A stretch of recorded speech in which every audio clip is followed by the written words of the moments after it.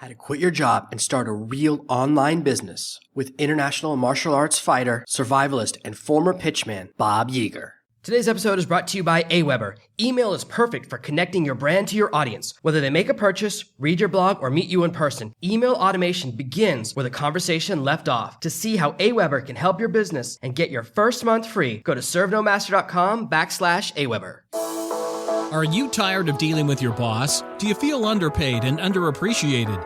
If you want to make it online, fire your boss and start living your retirement dreams now, then you've come to the right place. Welcome to Serve No Master Podcast, where you'll learn how to open new revenue streams and make money while you sleep. Presented live from a tropical island in the South Pacific by best-selling author Jonathan Green. Now, here's your host. Say someone's starting out, they're brand new, they're stuck in their job and they want to have their first dabble online. Where would you recommend they start? Where do you think someone who's at zero should start if they're trying to get into what we do? They want to make some money online and maybe one day quit their job, but right now they just need a little extra money in their pocket. Okay, well, start with, you said one thing, they want to quit their job someday. Don't do that yet, right? Even if you have a savings in place, keep the regular cash flow coming in until you're prepared to replace it, right? Because I've always followed the model, the kind of 2X model. I want 2 times my yearly income in the bank and that consistent revenue coming in before I can see financial freedom, basically. Okay? So 2 years of my annual income is saved in the bank, not to be touched, growing interest. Plus, I have my regular income coming in from my business. Now I know the job can go away and I can do this full time now. And that's very stable. It's very secure, and you're doing justice to your family by doing it that way. It's a very safe way of doing it. If I was to tell people to start out, I would tell them to start out finding a hungry niche that has a lot of availability for products that they can promote, affiliate products. Build a list and promote other people's stuff as long as you possibly can. For every single transaction you make, obviously pay your taxes and everything, but save 20% of everything all the time and reinvest back into ads to grow the list. That's where I tell people to start, is with affiliate marketing, not with MLMs, not with creating their own products, unless they're very specialized in a skill and they can do consulting and those types of things. But I'd start on the affiliate side. That's where I started. I mean, even back 20 years ago in 96 when I was working with Billy Mays, we weren't creating our own stuff, man. We were selling other people's stuff, right? Old school, direct mail, trade shows, platform presentations, phone sales, telemarketing, that kind of stuff, right? We were always selling other people's stuff. And once we had enough data, enough cash in the bank, enough return on our investment, then we started to invest in creating our own stuff from there. Because I think what happens with a lot of folks, especially when they get into the internet marketing field, they spend so much time reading, learning, implementing what other people are teaching. They're spending all their time doing that. Now they're kind of like, I should teach how to do some of this stuff. I know so much about it now. And they forgot about the original vision they set out with. Like some of it, like I came online, I was a sales trainer and martial arts guy, persuasion martial arts guy, right? So I had 2 niches to just kind of walk right into. So I started in sales training. And then the very next year, I released the persuasion and sales training stuff using my martial arts experience and things. So it was easy for me to walk into those 2 industries. But I didn't come out onto the internet and say, hey, I'm Bob Yeager and I'm this guy. Nobody even knew I was there for the first 3 years because I was promoting other people's stuff. I was writing content to basically promote other people's stuff all the time. So I don't even think I really publicly put my face out there until like 3 years after I was online. Because I didn't care. I didn't care about the spotlight. And I don't think a lot of people realize that certain industries, if you got good in the industry because you got good at learning stuff, that doesn't really make you an expert at anything. It just makes you good at everybody else's stuff, right? And if you get the spotlight put on you as an expert at that, trust me when I say it, you're going to have a hard time keeping up with being an expert at that if that wasn't what you set out to do. But if you came out because you wanted to sell hemp oil seed or stuff that you make at home or things that you write about all the time and everything, stick with that dream and that vision and that passion. You have to say, if 20 years goes by and I'm still doing this every single day, am I still going to love it? right? And if you can't answer that question, you're probably not in good shape. But I think the biggest thing I tell people before they get in online, so affiliate marketing is where I would start, dude. Growing a list in affiliate marketing is where I'd start. But when you decide you want to start a business, affiliate marketing is not a business. Internet marketing is not a business, right? It's a way of generating revenue, but it's not a business. When you say, I want to start a business, I have to ask you to answer one question. If the internet didn't exist and there was nothing like it, would you still want to start a business? Because I think people believe that what we do is so far removed from the brick and mortar side of things. In all actuality, we're usually busier than those folks are. We're usually always on. We're always thinking about it. We work from home, so guess what? Work is always around us all the time, right? So you have to really, really love always being on. So I always say to people, if the internet, if it wasn't anything like it in the world, would you still consider starting a business? If you answer no to that question, I want you to rethink starting a business. Because it's more difficult to start with an idea, a persona, a character, and get it out there in the digital space where there's a lot of noise going on, right? Than it is to say, drop 60 grand on a franchise and put it on a busy highway where everybody's going to stop and eat there anyway because it's just along their route that they're traveling, right? When a lot of us started, the internet was that. It was, they called it the superhighway, right? Put your billboard up, your website, and people are just driving along and they see it. Now, no, it's not like that. But not to scare people, because there's methods that make it easier to get in front of people than there were available when I started out doing this stuff, okay? So I think you have to first say, am I willing to invest in making other people money first, meaning selling other people's products, right? Do I have a budget in place where I can consistently and scalably invest into growing a list? Because you got to have it. I don't care what anybody says, you got to have it. Would you start a business if the internet didn't exist? And do you keep your promises? And that's the big one. When you make commitments to other people within your life, relationships, school, work, whatever it is, do you keep your promises every single time? Because if you don't in business, you're going to have a battle on your hands. You will get yourself into trouble. So are you one of those people that keep up with your commitments, keep your promises to other people? Because you know as well as I do, man, selling stuff online isn't like, say, having a grocery store where people come in, they buy their groceries, and you probably don't know 90% of them, right? When you get into a certain subclass or sub-niche online, there's communities that revolve around these things. There's characters and personas, and when they begin to talk about you or talk of you or promote you or you're promoting them, everybody gets to know each other in those subcultures. So if you don't keep your promises, it takes one time and you're known for not keeping your promises. They can eat you alive really quick, right? It's not that they set out to do that, but you know as well as I do, you get to be successful. And you had 5 friends that started out when you did, and then they start hammering things about you behind your back. And all of a sudden, this gossip starts to spread, right? Luckily, I've never been involved in that yet, right?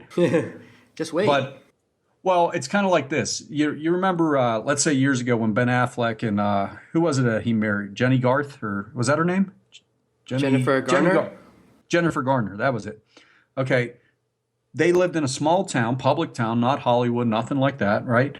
And their lives were very private. They kept low profile. They didn't go to the big Hollywood functions and everything. They didn't become really public about their relationship until they got divorced. And even then, you don't really know why they got divorced, right?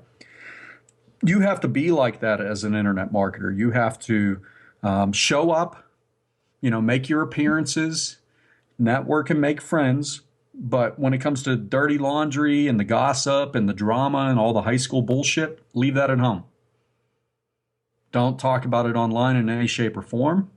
not private chats in Skype or private messages. Once it's digitalized, you know as well as I do, it's always out there, right?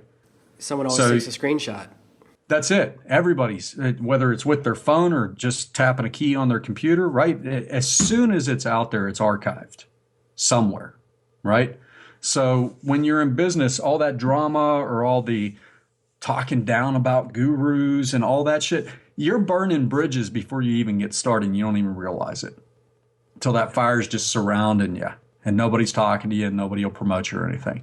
If you want to start out and make it big online, like make a decent income online, you start by promoting other people's stuff, building a list, and talking well about the people in your industry. When you see they posted something, wrote something, recorded something, created a product that you bought, even if you're not making money from it, talk good about them out there. And that's going to come back to you tenfold. And do it consistently, right? Don't be a brown noser, but if you see something you like, talk about it. If they say something you don't agree with it, have a discussion about it publicly. Have that discussion with them publicly, right?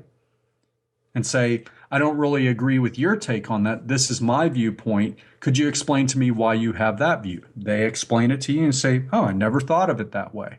Still not my take, but I can see why you would go in that direction. As a very mature conversation, right?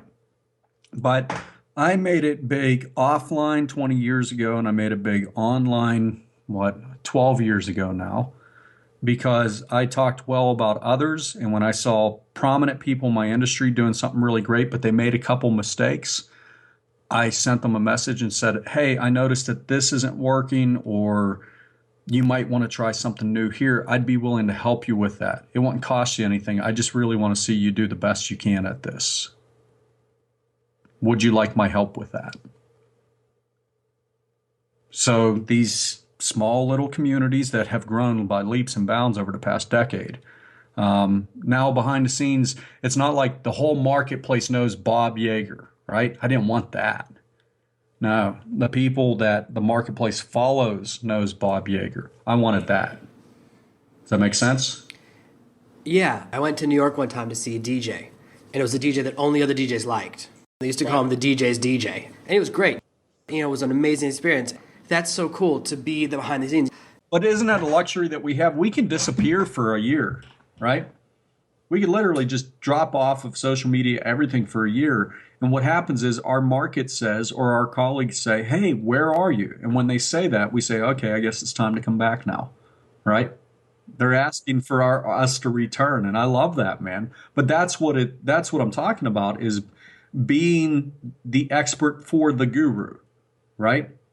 Being the guy that they go to. Like back in 2006 all the way up to 2012, behind the scenes, I was known as the marketer for the personal development gurus, right?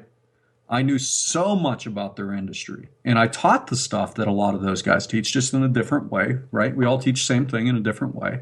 But my traffic was better. My list building was better. If I released a product, it sold out within hours. They couldn't do those things. So when I went to like personal development leadership conferences and places like that, they're like, how are you doing this? I'm like, well, I can help you with that. Because that's where I wanted to be to begin with, behind the curtain. Yeah, I think that a lot of people they think that you go online and right out the gate, you never have to talk to another human again and you're totally in isolation, like making like a spaceship, but it's so much going to events. Like I wouldn't be able to do that right now, except for like when we met, I went to 40 or 50 events that year. I was at an event, I think, every week for an entire year. I've gone consistently one event a year. That's usually, but you're right. If you want to be known in your industry, you have to go to industry specific event. It's just like if you want your videos to be popular on YouTube, you're like, I'm only getting 5 views, but one video got 1,000 views. I don't know why this is happening. Go to a YouTube event. Go where those people, that's all they do day in and day out is YouTube videos. They have their next 6 months structured to plan all the videos they're going to do in the post-production and everything they're going to do. But most importantly, because they're part of a community, the community rallies around them, right? The community gives them advice. The community shares what they do. The community does guest spots on their videos, right? To boost rankings of each other's videos and things. So if you're like, I want to be a YouTube marketer, then go to every YouTube event you possibly can. and be present. Let people know you're there, but don't go around asking everybody for advice. Tell everybody what you like about their stuff. They will give advice freely for hours after that. I met a mutual friend, Ryan, right? Big tattoo pretty boy, man, right? Wait, Ryan Mack? Yeah. You think he's pretty? Wow. What a different first impression. I'll never forget my first impression of him. What was it? We were at, I think you and I and him were at a Warrior event, and he left his PayPal credit card at the bar, and he was freaking out. Remember that? Sounds he was right. drunk. Yeah. And I told him, I said, just call PayPal and report it lost, and they'll shut it down so nobody uses it. And then the next day, the bartender's like, hey, you left your credit card here, right? But when I first met him, it was at JV Alert, which I think you might have been at too, in Florida, in Orlando. Yeah. And he met me because the first day I was there, I was suit and tie. I was speaking on stage. I was being sales trainer Bob, right? And he'd seen me and he didn't really gravitate. And then the next day he sees me and I'm wearing a baseball cap and a MASH T-shirt with the sleeves cut off, tattoos blaring, and I'm carrying around a case of a cooler of Heineken, giving everybody a beer in the lobby, basically. Yeah, because you guys are so similar. Yeah, right. So we sit down and we're drinking a couple Heinekens, and I was kind of done for the day, and I left him with the case, right? And that's how we met. That's how we formed a relationship, just like that, right? Just being a couple guys in an event with similar interests and everything.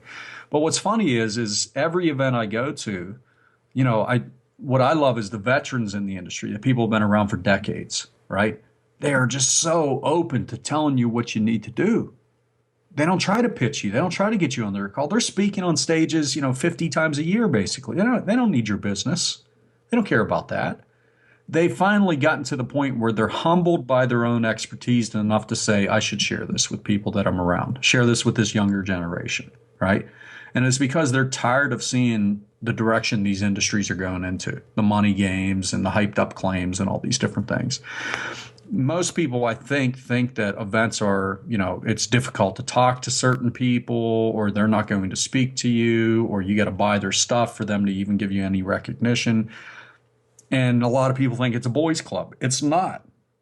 It's not at all. It's a community of like-minded people that just love to share information. That's what I see this community being, internet marketing. Thank you for listening to this week's episode of Serve No Master. Make sure you subscribe so you never miss another episode. We'll be back tomorrow with more tips and tactics on how to escape that rat race.